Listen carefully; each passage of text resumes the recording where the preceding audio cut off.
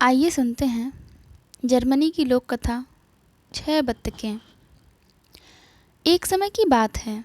एक राजा एक जंगली जानवर का पीछा करते करते घने जंगल में पहुंच गया। उसके सिपाही भी उन्हें ढूंढ नहीं पाए।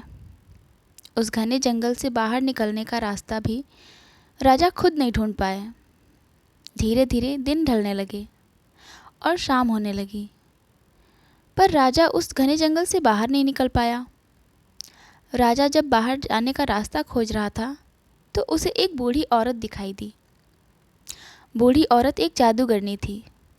उसके पास जाकर राजा ने पूछा, बूढ़ी माँ, क्या तुम मुझे इस जंगल से बाहर निकलने का रास्ता बता सकती हो? बूढ़ी औरत बोली, क्यों नहीं राजा साहब, मैं आपको इस जंगल से बाहर निकलने का रास्ता ज़रूर बता सकती हूँ, पर मेरी एक शर्त है। अगर आपने मेरी शर्त नहीं मानी तो आप कभी भी इस जंगल से बाहर नहीं निकल पाएंगे और यहीं भूख से तड़प तड़प कर मर जाएंगे। राजा ने सोचा, क्यों न मैं इस बूढ़ी औरत की शर्त मानकर अपनी जान बचा लूं।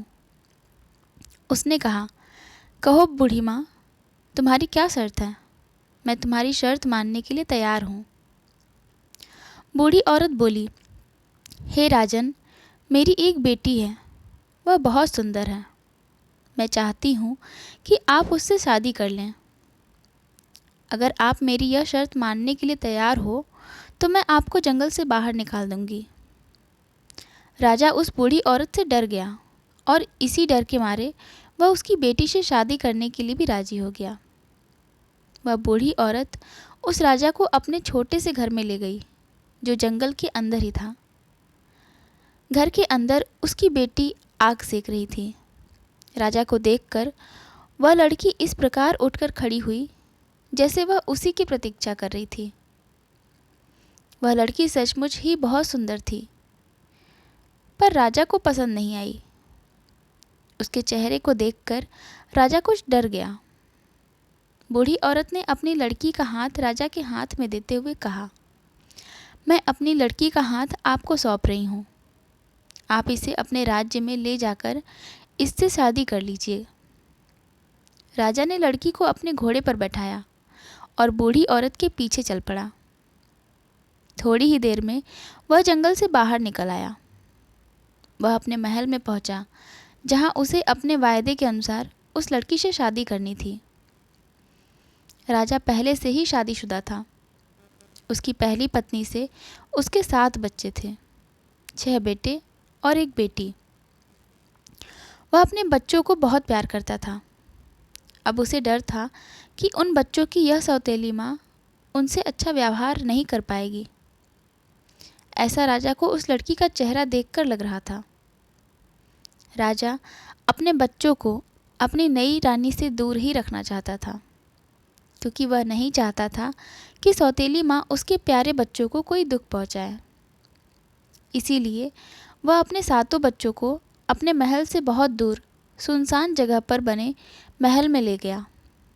उसके चारों ओर इतने सारे पेड़ थे कि वह महल बिल्कुल ही नज़र नहीं आता था। घने पेड़ों के बीच से गुजरकर जो रास्ता उस महल की ओर जाता था, उसे कोई साधारण आदमी नहीं ढूंढ सकता था। राजा अपने बच्चों को अपने से दूर नहीं रखना चाहते थे, पर अपनी नई रानी के कारण ऐसा करना पड़ा। वह प्रायः चुपचाप अपने बच्चों से मिलने चले जाते थे। जब राजा नई रानी को बिना बताए अचानक ही कई कई दिनों तक गायब हो जाते थे, तो रानी की भी जिज्ञासा होने लगी कि राजा आखिर चुपचाप जाता कहाँ है। इस बात को जानने के लिए नई रानी ने अपने नौकर को खूब धन देकर इस बात का पता लगाने के लिए कहा। एक बार जब राजा चुपचाप अपने बच्चों से मिलने के लिए दूसरे महल की ओर घोड़े पर सवार होकर जा रहा था, तब नई रानी के नौकर ने उसका पीछा किया और 7 बच्चों के उस महल में रहने की बात उसने अपनी मालकिन को बताई। यह बात सुनकर उस नई रानी को बहुत ही गुस्सा आया। उसे महसूस हुआ कि राजा उससे नहीं बल्कि अपने बच्चों से प्यार करता है। अब उसने उन बच्चों से पीछा छुड़ाने की तरकीबें सोचनी शुरू कर दी। उसने अपनी माँ से सीखे हुए जादू से उन बच्चों के लिए जादू भरी सिल्क की 6 कमीजें बनाई। जब राजा किसी काम से अपने राज्य से बाहर गया तो वह उन 6 कमीजों को लेकर अपने नौकर के साथ उस सुनसान महल में पहुंची। बच्चों ने जब घोड़ों की टापों की आवाज़ सुनी तो सोचा कि उनका पिता उनसे मिलने आ रहा है। वे खुशी से उछलते कूदते बाहर आए। तभी नई रानी ने उन 6 लड़कों के ऊपर अपनी जावाली कमीजें डाल दी। वे सारे बच्चे बत्तखों में बदल गए और कुछ ही देर में जंगल की ओर उड़ गए। रानी अपने नौकर के साथ खुशी खुशी महल वापस चली आई। अब वह अपने सौतेले बच्चों से छुटकारा पा चुकी थी, पर नई रानी को राजा की लड़की के बारे में पता नहीं था, क्योंकि वह लड़की बाहर नहीं आई थी।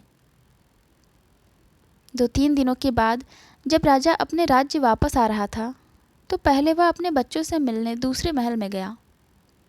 उसे यह देखकर बड़ी हैरानी हुई कि उसके घोड़े की टापों को सुनकर उसका कोई भी बच्चा उससे मिलने के लिए बाहर नहीं आया।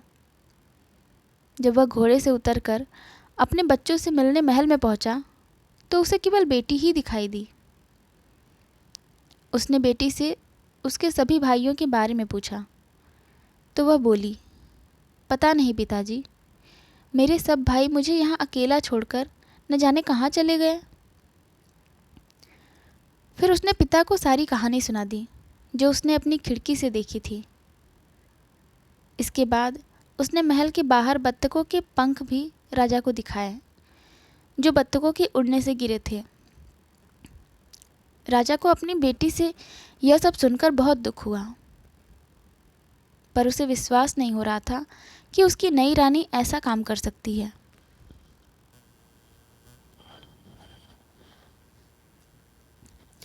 अपनी बेटी को इस सुनसान महल में छोड़ते हुए अब राजा को डर लग रहा था कि कहीं कोई उसकी बच्ची को भी उठाकर न ले जाए। वह उसे अपने साथ महल में ले जाने लगा।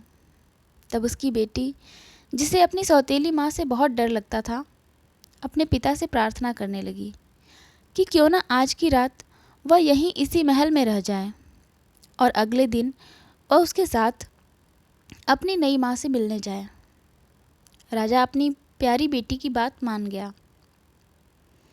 उस रात राजा की बेटी को नींद नहीं आई। वह यहाँ पर अधिक समय तक नहीं रहना चाहती थी, क्योंकि उसे अपनी सौतेली माँ से खतरा था। दूसरे, वह अपने भाइयों को खुद ही ढूंढना चाहती थी। वह रात के अंधेरे में चुपचाप अपने महल से निकलकर जंगल की ओर चल पड़ी। इस तरह वह सारी रात और अगले दिन तब तक चलती ही रही जब तक उसकी टांगों ने जवाब नहीं दे दिया। चलते चलते उसे जंगल में एक छोटी सी झोपड़ी दिखाई दी जिसका दरवाज़ा खुला हुआ है। वहाँ उसने छोटे छोटे 6 बिस्तर बिछे हुए दिखे। वह उन बिस्तरों के बगल में एक कोने में ज़मीन पर लेट गई।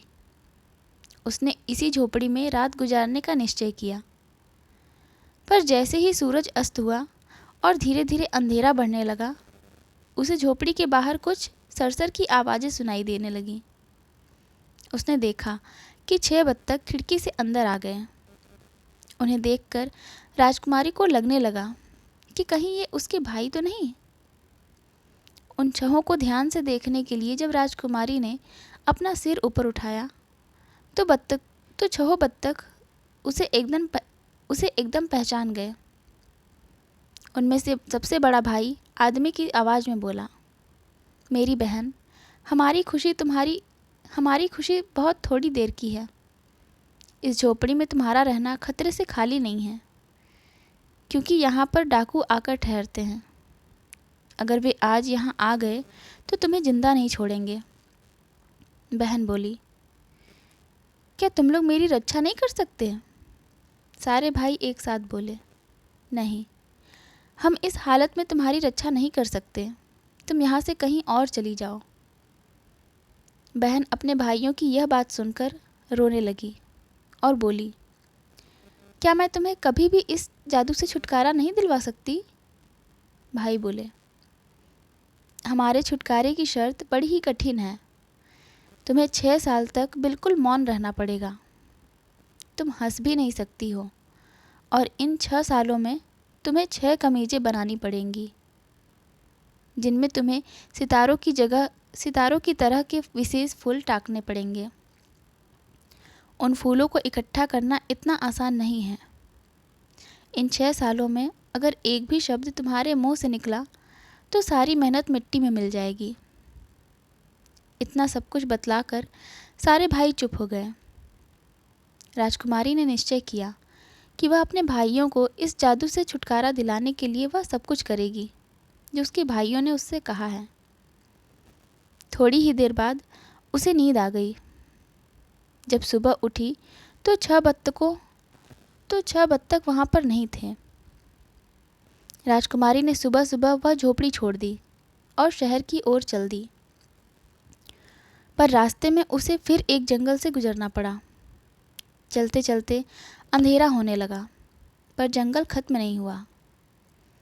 अतः उसने वहीं एक पेड़ के खोखले तने में बैठकर रात गुजारी। अगली सुबह होते ही उसे तारों की तरह के कुछ फूल दिखाई दिए। उसने उन विशेष फूलों को इकट्ठा करना शुरू कर दिया। अपनी ओढ़नी फाड़कर उसने छोटी छोटी 6 कमीजें तैयार कर ली और उन कमीजों के कपड़े में एक विशेष सितारों वाले फूल जड़ने लगी। अकेले होने की वजह से न तो उसे बोलने की ज़रूरत थी और न ही हंसने की। वह रोज़ कुछ सितारों वाले फूल इकट्ठे करती और एक कमीज के कपड़े में जोड़ देती। इसी तरह कुछ दिन गुजर गए। एक दिन ऐसा हुआ कि एक राजकुमार अपने कुछ सिपाहियों के साथ शिकार खेलने के लिए उसी जंगल में आ पहुंचा। जंगल में अकेली और खूबसूरत लड़की को देखकर उन्हें बड़ी हैरानी हुई। उन्होंने पेड़ के खोखले तने के पास जाकर उस लड़की से पूछा, तुम कौन हो? लड़की ने कुछ जवाब नहीं दिया। सिपाहियों ने फिर पूछा, तुम कौन हो और कहाँ से आई हो?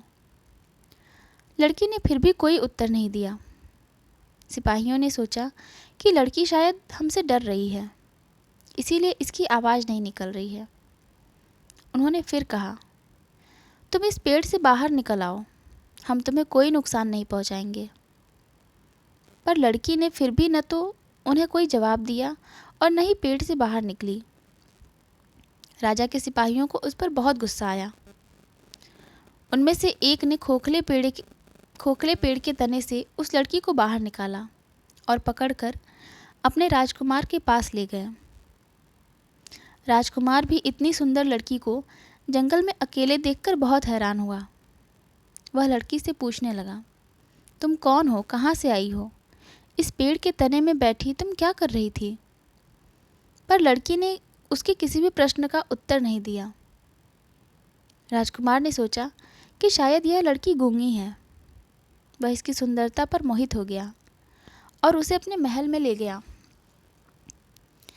महल में पहुंचकर उसने सबसे पहले लड़की के लिए सुंदर सुंदर कपड़े बनवाए और अपने महल की नौकरानियों को उस लड़की को नहला धुलाकर सुंदर सुंदर वस्त्र तथा कीमती गहने पहनाने का आदेश दिया। शाम को जब वह गूंगी लड़की नहा धोकर और सुंदर कपड़े और गहने पहनकर राजकुमार के सामने आई तो वह उसे देखता ही रह गया। वह सचमुच की राजकुमारी लग रही थी। राजकुमार ने भोजन के समय उसे अपनी खाने की मेज पर बुलवाया और अपने साथ खाने के लिए कहा। गूंगी लड़की चुपचाप टेबल पर बैठकर खाना खाने लगी। उसे बड़े ही सभ्य और सुशील ढंग से खाना खाते देखकर राजकुमार उससे प्रभावित हुआ। अपनी रानी माँ के विरोध के बावजूद राजकुमार ने उस गूंगी लड़की से विवाह कर लिया। रानी के गुस्से की सीमा नहीं रही। वह तो अपने बेटे की शादी किसी बड़े राजा की राजकुमारी से कराना चाहती थी। उसने एक गंवार, भिखारी और गूंगी लड़की से विवाह करके उसकी सारी आशाओं पर पानी फेर दिया। रानी माँ अब ऐसे मौके की तलाश में रहती जिससे उसे इस राजमहल से बाहर निकाला जाए। राजकुमार उस लड़की को बहुत प्यार करता था, इसीलिए उसके सामने लड़की को कुछ कहना संभव नहीं था। 1 साल से कुछ ज़्यादा समय बीत गया। उस लड़की ने एक बेटे को जन्म दिया। रानी माँ ने अपनी नौकरानी से उस बच्चे को मरवा दिया और उस लड़की के हाथ और मुंह पर खून लगवा दिया, ताकि देखने पर ऐसा लगे कि वह खुद ही उस बच्चे को खा गई। रानी माँ चुपके से राजकुमार के पास पहुंची और बोली, तेरी पत्नी आदमखोर है, वह अपने बच्चे को ही खा गई। राजकुमार को अपनी माँ की बात पर विश्वास नहीं हुआ, क्योंकि इतनी सीधी सादी और गूंगी लड़की अपने बच्चे को कैसे खा सकती है। एक माँ अपने बच्चे को कभी नहीं खा सकती, चाहे वह कितनी भी भयानक क्यों न हो। उसे अपनी माँ की बात सुनकर बहुत दुख हुआ, पर उसने अपनी पत्नी से कुछ नहीं कहा। इधर बच्चे के जन्म के बाद भी वह लड़की बिल्कुल चुप रहती, न हंसती न बोलती, बस 6 कमीजें तैयार करने में लगी रहती। इसी तरह समय बीतता गया और कुछ समय बाद उस गूंगी रानी ने फिर से एक बच्चे को जन्म दिया। तो रानी माँ ने उसके सोते ही बच्चे को मरवा दिया और उसके मुंह तथा हाथों पर खून लगा दिया और उसकी शिकायत राजकुमार से की तथा उस लड़की को घर से निकालने की सलाह दी। पर राजकुमार को अभी भी अपनी माँ की बात पर विश्वास नहीं हुआ। वह सोचने लगा, काश उसकी पत्नी गूंगी न होती तो अपने बचाव में कुछ तो बोलती। अब वह उसे कैसे बचाए, सच्चाई का पता कैसे लगाए। इस बार भी उसने अपनी पत्नी को कोई दंड नहीं दिया। पर जब 2 साल बाद उसकी रानी ने तीसरी बार एक और बच्चे को जन्म दिया, तो रानी ने फिर पहले की तरह बच्चे को मरवा दिया और वह उस गूंगी लड़की को अपने ही बच्चों को खा जाने वाली डायन बताया। इस बार राजकुमार को न चाहते हुए भी अपनी पत्नी को दंड देने की घोषणा करनी पड़ी। पहले जमाने में मौत की सज़ा आग में जलाकर दी जाती थी। उसे भी अपनी पत्नी को आग में जलाकर मारने की सज़ा देनी पड़ी। सज़ा सुनने के बाद भी वह गूंगी लड़की कुछ नहीं बोली, क्योंकि 6 साल पूरा होने का वह आखिरी दिन था। अगर वह अपने सफाई में कुछ बोलती तो उसके भाइयों को उसकी सौतेली माँ के जादू से छुटकारा नहीं मिल सकता था। उसे अपने मरने का कोई दुख नहीं था, क्योंकि वह अपने 6 भाइयों को मुक्ति दिला रही थी।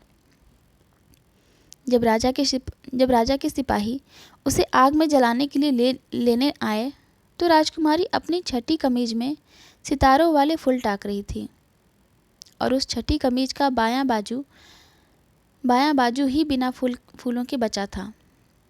वह उस बाजू को पूरा नहीं कर सकी, क्योंकि उसे ज़बरदस्ती लकड़ियों के ढेर पर लाकर बैठा दिया गया था। लकड़ियों के ढेर पर बैठकर उसने अपने चारों तरफ देखा। फिर उसने ईश्वर को याद किया और बाद में अपने भाइयों को, जिनको वह अपनी सौतेली माँ के जादू से मुक्त न कर सकी थी। जैसे ही उसने अपने भाइयों को याद किया, वे 6 भाई उड़कर उसके पास पहुँचे। आग में बैठी होने पर भी उसने वह 6 कमीजें एक एक करके अपने प्यारे भाइयों के ऊपर फेंक दी। जैसे ही वे कमीजें उसके भाइयों के शरीर से छुई, वे सब आदमी बन गए। केवल छोटे भाई का बायां बाजू गायब था। उन सब ने दौड़कर अपनी बहन को लकड़ियों के ढेर से बाहर निकाला। अब वह गूंगी लड़की बोल सकती थी, हंस सकती थी। 6 भाई अपनी बहन को राजकुमार के पास ले गए और उसके न बोल पाने का कारण बताया। राजकुमारी ने अपनी सास की सारी करतूतें भी अपने पति को बतला दी। राजकुमार को जब सच्चाई का पता लगा, तो उसे अपनी माँ पर बहुत गुस्सा आया। वह अपनी माँ को अपने साथ रखने को तैयार नहीं था, पर उसकी पत्नी, जो बहुत सुशील, समझदार और दयालु थी, अपनी सास को माफ़ करने की प्रार्थना करने लगी। आखिर राजकुमार ने अपनी माँ को माफ़ कर दिया। रानी माँ को अपने किए पर बहुत पछतावा हुआ। वह भी उस राजकुमारी से माफ़ी मांगने लगी। 6 भाई अपनी बहन को आशीर्वाद देकर वापस अपने राज्य लौट गए।